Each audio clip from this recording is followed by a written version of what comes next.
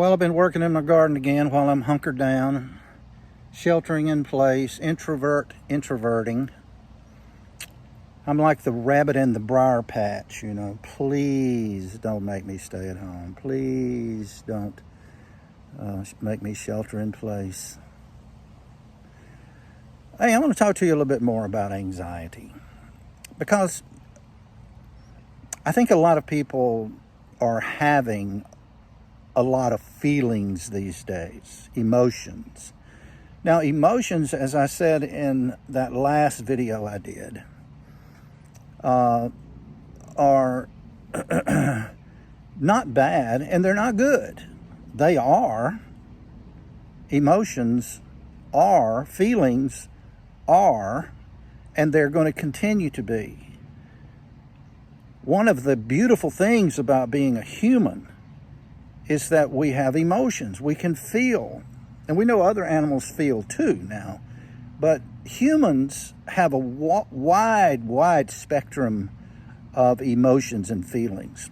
Accepting that is the first step in becoming all that you can be as a person, or as much as you can be as a person. But I want to talk about anxiety just for a minute. I have some people say, well, I don't have anxiety. I don't feel that. I don't feel fear. I don't feel panic. And yet, they have symptoms of an anxiety problem. So we say, well, what are you talking about? The thing that I'm talking about primarily is the need to control, the need to be in control. Anxiety disorders are a control disorder.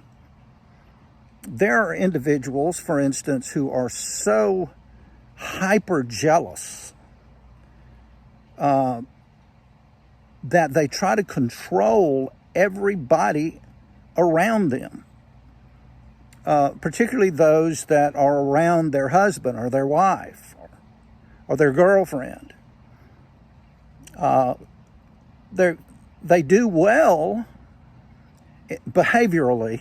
They do well if they think they're in control.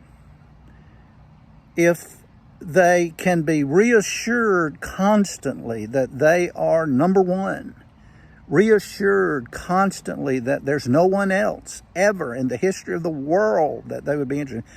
But that doesn't do any good, because there's always that doubt when it comes to anxiety. In an anxiety disorder, I, for instance, can tell individuals the truth about it. This is what you have, and this is why you have it, and this is what we're going to do about it. Can you believe that? Yes, I can believe that. But into the treatment, they start thinking, but what if? What if I'm different?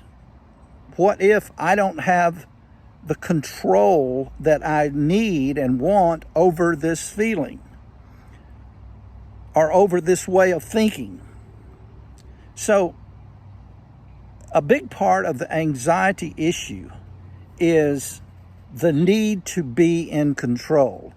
And for the anxiety patient, they have encountered a feeling or a way of thinking that they simply cannot seem to control. And that is their worst nightmare, of losing control over themselves and dying, losing control over themselves to some illness, losing control over themselves to some mental problem, losing control over themselves to what? Anything. And they obsess on it. So the anxiety issue as a root is control, the need to control. It's as if anxiety has a mind of its own. It does not. Anxiety has a mind that's yours. That's what it is. Your mind. And there is an issue now in your mind that over which you feel like you have no control. And it is very, very frightening to you. Have you ever thought about not being in control of people, of situations? Have you ever thought that there's so much in this world? Matter of fact, the majority that you have no control over whatsoever. None. And as long as you imagine that you do, or plan to, or be afraid that you don't, you're going to have this issue with anxiety. And so we say, well, how do we get over that, or what do we do about it? The first thing I want you to do is to think about your need to control what? To be in control of what? Of who? You know, where did that start? Does that behavior, that thinking in you remind you of someone else that you had close contact with, that you were reared with, or something like that? Because that is one of the big issues. Now, I want you to think about that. Your need to control and your fear of losing control. Because that's going to go a long way toward helping you resolve your anxiety issues. And remember, I said that.